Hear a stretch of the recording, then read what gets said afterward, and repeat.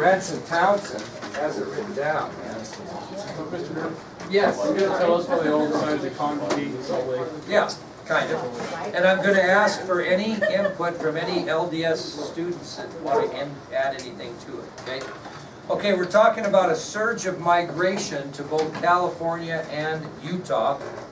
And one of the largest groups of people to migrate west after the Mexican War were the Mormons.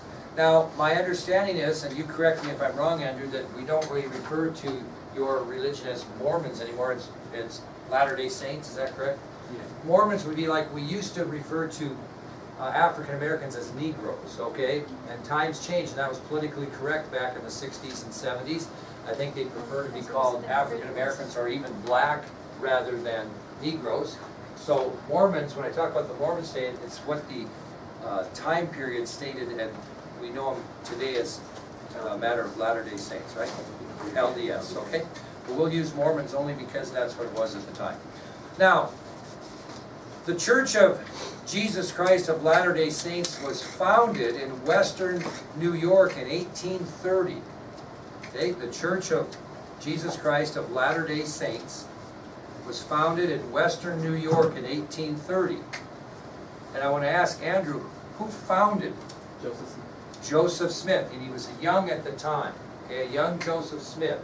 So the Church of Jesus Christ of Latter-day Saints, or LDS, I guess if you want to abbreviate, was founded in Western New York in 1830 by a young man by the name of Joseph Smith.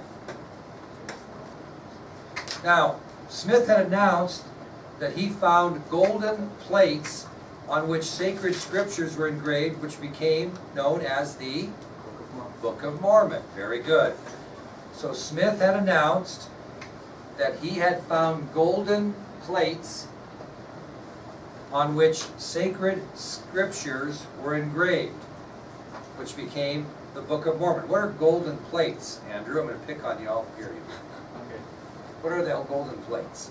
Well, If you had to give a description of it. so what my church picks them as, they were these sheets of gold Right. bound together by like a big binder. Kind of like a book, right? Yeah. So sheets of gold, golden plates, on which sacred scriptures were engraved. In other words, scriptures from the Book of Mormon engraved on the golden plates. Yes? So you said Joseph Smith. Is that how you spell it? J-O-S-E-P-H. Do I have it wrong? Probably. Mom got a little crazy. I'm sorry. Yeah. No, Joseph, J-O-S-E-P-H, Joseph Smith. Thousands of converts joined this new religious faith, and their goal was to build an ideal society where they could live and worship in their own way. And there's always controversy when somebody wants to worship in their own way. Every religion we've been involved in has been involved in this controversy. So thousands of people converted to this new religious faith that was based on the Book of Mormon. And the Mormons attempted to build an ideal society where they could live and worship in their own way. In other words, they were going to try to settle somewhere and worship as they please. That's been going on forever. Okay? Back in Europe, when we came over for the Revolutionary War, before that time, when people came over and settled the early settlements of America, a lot of them came to America so they could worship as they pleased, because they could not do so in England. England had a universal religion, and they wanted everybody to practice that universal religion. People wanted to practice their own religious beliefs, and that's one of the reasons why people came to America in the first place. Well, each time the Mormons tried to settle somewhere where they could live and worship in their own way, they were driven away by hostile neighbors. Okay? So each time they tried to settle someplace where they could live and worship in their own way, they were driven away by hostile neighbors. Why do people get hostile about that? What's the main reason? We talked about Andrew Jackson, why he didn't like the Bank of the United States. Because he didn't understand it, right? And that's kind of what people are when they go when they're become hostile to a religion, normally they don't understand the religion, nor do they believe in their ideals. And it's okay not to believe in someone's ideals, and it's okay not to understand the religion, but everybody has freedom to religion. And the Mormons were not getting that. Every time they moved somewhere to try to settle and worship in their own way, they were driven away by hostile neighbors. There was a community, a Mormon community in Illinois called what? Nauvoo. Nauvoo, very good, it's on your ID sheet. There was a Mormon community in Nauvoo, Illinois, that was finally assaulted by these hostile neighbors who did not understand or did not like the ideals of the Mormon religion. And during that assault on the Mormon community of Nauvoo, Illinois, both Joseph Smith and his brother Hiram were killed, and the Mormons were forced to leave. So ours looks like that. Okay, well, let me hear your version. So, I just get this out of the history books, but go ahead. so Joseph and his brother and 2 others they went to Carthage, town of Carthage. There's the Carthage Cemetery? Carthage Jail, jail. no, I'm sorry. Yeah. And so Why did they go to the Carthage jail? I don't remember. Okay, well, go ahead. I don't remember the reason quite. Okay. But the town of Carthage, they got upset that the jailer was housing them basically because they weren't really arrested. They went there on their own will or something. Okay. And they broke into the Carthage jail and killed Joseph and his brother. Right? Now, how far is Carthage from Nauvoo? Not very far. Yeah, so would it be, I mean, in modern terms, be considered a suburb, so to speak? So is it inaccurate to say they were killed in the Mormon community of Nauvoo? Was Carthage part of the community? I don't know. No, not really. So there were no Mormons in Carthage? Not to my knowledge. Okay, and why'd they go and volunteer themselves to jail?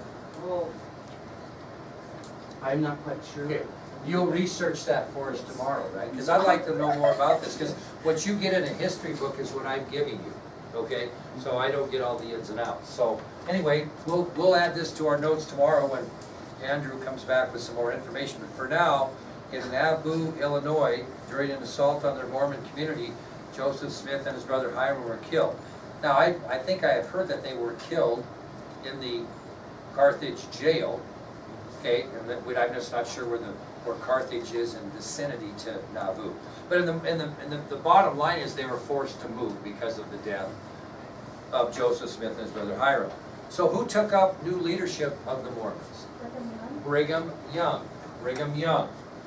And he decided to load the Mormons up in long caravans of wagons and move westward across the plains through the towering Rocky Mountains to try to find a place, I believe, and you just correct me wrong, far enough away from angered neighbors that they could peacefully settle and practice their religion. Yeah, pretty much. Okay, so after the events of Nauvoo, Illinois, and the Carthage jail, Brigham Young takes up the leadership of the Mormons. The Mormons load long caravans of wagons and they move westward across the Great Plains, through the towering Rocky Mountains, and finally they stop in 1847 on the eastern shore of the Great Salt Lake. Okay, I'll go through that again. Okay, so under the leadership of Brigham Young, the Mormons leave Nauvoo, Illinois. They load long caravans of wagons and they move westward across the Great Plains through the towering Rocky Mountains, finally stopping in 1847 on the eastern shore of the Great Salt Lake. Eastern shore on the Great Salt Lake. And there's a Great Salt Lake in Utah, is there not? Big one. Now, there they plowed and irrigated the fields, and they laid out Salt Lake City on the Jordan River. Am I correct? Okay. So they stop in 1847 on the eastern shore of the Great Salt Lake, present-day Utah. They plow and irrigate the fields there. They laid out what we know as Salt Lake City today, which is on the Jordan River. And what did they erect there? A temple, which has become world famous. Okay? So they laid out Salt Lake City on the Jordan River and erected a temple which has become world famous. Now, once they got themselves settled around the Great Salt Lake, began to plow and irrigate the fields and put together a community in which they could worship in their own way, what did they do next, Andrew? You may be doing this before long, within the next 2 years. Mormons sent out missionaries to other parts of the world to bring new converts to their new communities in Utah. Because these communities are going to spread along the what? The Great Salt Lake. So, the Mormons then sent missionaries to other parts of the world with the idea of bringing new converts or to convert people to their communities in Utah. That actually happens today, does it not? When you go on a Mormon mission, that's the idea. And correct me if I'm wrong, but it used to be that only males went on missions, and that has switched to where females are doing that as well. Okay? Now we're going to talk about that a little bit more in a minute. Well, because of the population of Utah growing and growing and growing, it was admitted into the Union as a state in 1896. It was admitted into the Union as a state in 1896. And a majority of the people who lived in Utah at the time, and I think today, worship the Mormon religion, or LDS religion. Now, I want to talk a little bit, what? I'm sorry, here. Okay, Utah was admitted into the Union in 1896, and a majority of the people living there then, and I think today, are those that follow the Mormon or LDS religion. Now, for those of us that don't know a lot about this, Andrew, and can you explain to me, and also, Cassie, you can too, what is the philosophy behind a Mormon mission, to go on a mission after high school? That's a hard question. Well, obviously you're going out, they're going to assign you to an area in which you try to convert people to the Mormon religion. I get that, but the family philosophy, the church philosophy behind it. Then I'm going to tell you a real great story, but go ahead. So, this is what my family. Okay, that's okay. It prepares young missionaries for real life, because you're away from home for 2 years or 18 months. Now, during that 2 years, you get to call your parents every day. Oh, No, so tell them you that. get to call your parents twice a year, Okay, Christmas and Mother's Day. okay, what about emails? You can email them every Monday. Okay, every Monday, and your parents can share that, can they not? Yes. Okay, because I get those shared from when Braden Page went on a mission, and you know, David Page would send me those updates, so I could, go ahead. And it's just, we go out and share the gospel. And you are assigned an area to go, correct? And that's all free, the church pays for it all, right? No. I understand that it's about 10 grand to send a child on a mission, is that correct? I don't know. It's not free, right? No, it's your expense, right? Now, it's interesting, I'm going to tell you a couple of stories. Braden Page went on a mission, and Braden and I tried to communicate as much as we can under the limited amounts you can, and I went through David's. But anyway, you have to go to training, do you not? And he was in Texas, I believe, and he was training actually in Mexico. He was across the border in Mexico training, so he said one time, he said, do you know the difference between a Mexican prison and a Mexican LDS training area? The prison has television. I thought that was kind of comical. In other words, they don't have you don't get to watch TV every night, right? Because they're training you to become a young adult. Now, here's my other great story. Way back when I was at Minico High School in Rupert, Idaho, a lot of LDS families in the southern part of Idaho, lots. Anyway, at the school I was at, it was a large school of about 1,200 people, and kids could, and you have early morning seminary classes that you go to right before school. Well, in these days, could be part of your schedule. So they had a Mormon seminary, or church, so to speak, right across the street, because it couldn't be on public school land, right? And then they had a Christian ed church, kind of a church, on the other side of the campus for those kids that were non-Mormon. And what you could do is you could schedule religious studies into your schedule. We had a 5-period day in those days, a trimester, and so kids would schedule that into their schedule, okay? And so during the time, 3rd period, instead of going to biology or whatever, you would go to Christian ed or go to seminary, your choice, depending. And you didn't have to do these things. When I got there as an assistant principal, Brother Delosier from the seminary said to me, I really need your help, because I was in charge of discipline. He said, I'm having a hard time getting these Mormon kids to go to seminary. What they do, because it's release time, that supposedly we couldn't discipline the kids for skipping that because it couldn't be technically in the schedule. You see what I'm saying? Because it's release time. The pastor that was teaching Christian ed came to me and said, you know, I'm really having a lot of trouble with these kids coming to Christian ed. They're supposed to be there 3rd period or 4th period or 5th period, right? But they're skipping. And what can you do about it? Well, they wouldn't do anything before I got there because they thought it would be a separation of church and state. You can't discipline a kid for missing seminary because it really isn't anything to do with school. So I passed a policy in the handbook that students were required to attend 5 periods a day. If they did not attend 5 periods a day, they would be considered truant and disciplined. Well, when they skip seminary or Christian ed, seminary or Christian ed, then I disciplined for truancy, not because they skipped a religious class, but because they didn't attend 5 periods. And so the kids started going, and I was kind of, no, not being arrogant, I was kind of a hero on both ends. Well, I used to go over to the seminary all the time, and I was the ping pong champion of the Minico High School Seminary, just by the way. Anyway, I'm not being arrogant, but I became fairly popular. I don't know how many books of Mormon I have at home, but probably 50 that I've been given, which is a nice gesture. Anyway, a kid by the name of Brad Borden, who was going on his mission, asked me to speak at his missionary farewell. Pretty odd for a non-Mormon, is it not, to speak at a farewell? Have you ever seen it? Have you seen it before?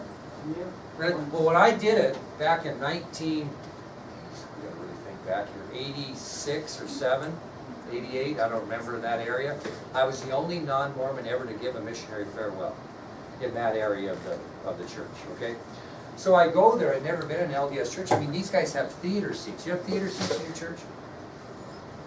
No. I'm making you, this church at Rupert, Idaho, had theater seats in it. That's not, I mean, I couldn't believe it because, you know, I was raised Catholic and, you know, we're on our knees on the hard, you know, floor, doing, you know, whatever. Yeah, it's unbelievable. So anyway, I get there. My wife went with me. Well, you guys probably don't know this. How many LDS kids do we have in here? Okay, all right. You ever heard of Sean Bradley? What? Have you not heard of Sean Bradley? This is how old I'm getting. Sean Bradley was 7'6" in the 8th grade, and he played basketball in Utah, and he signed and played at BYU. This is a big deal. This kid was 7'6", and he was a good basketball player. Well, what's his future for him? The NBA. Well, he's a senior, right? He's playing his years, and the big controversy in the LDS church, I'm not making, maybe your dad or grandpa remember this, was whether Sean Bradley was going to go on a mission or he was going to go to the NBA. I mean, I'm not kidding you, it was a big deal. It's all over the news. What's this kid going to do? Because he's going to be like a first-round draft choice, maybe the first pick in the draft, right? So I'm getting ready to speak at this missionary farewell, and I'm non-Mormon, and there was a lot of elderly Mormon men there, and I could hear him chipping a little bit before it started about this Sean Bradley deal. So I get up to speak, and I said, before I talk about Brad Borden here, I want to address this Sean Bradley deal. And they all, you know, they're all looking at me, and I said, now I don't know a lot about the LDS church, but I understand that you are responsible to tithe 10% of your income to the church. I mean, you're supposed to do that. And they all looked at me, and I said, now I want you to think about the Sean Bradley thing, because if he goes on a mission, you get nothing. If he goes to the NBA, you get 10% of his big salary, right? So my suggestion is let's just let him do the mission later and go to the NBA. Oh God, they just broke out laughing, and the older elders, especially afterwards, oh, that's a great idea, that's a great idea. So anyway, I did have that opportunity. So that, I've had a little experience with the LDS, but anyway, the mission I know is a big deal. But the bottom line here is the reason we have Brigham Young and the Great Salt Lake and BYU University, those types of things, are because of the Mormons' choice to move westward because they could not function without being harassed in the east. Okay? Anyway, I'm looking forward to hearing the rest of that Carthage prison story tomorrow. Okay? All right. Well, let's move on then to California. When we talk about the settlement of California, the area that was first very attractive to people was the upper part of California. This area up here is really where people wanted to come into, is the upper part of California, okay? So when they started moving westward, the upper part of California was the target, okay? It has, anybody know about the geography of Upper California? What do you see there? A lot of trees. Mountainous and trees. Don't you have the big sequoia trees, some of the biggest trees in the world? I mean, it's very beautiful. The scenery is great. The southern part is going to be more beaches and those types of things. So people really migrated to the upper part of California because of its rich beauty and the scenery.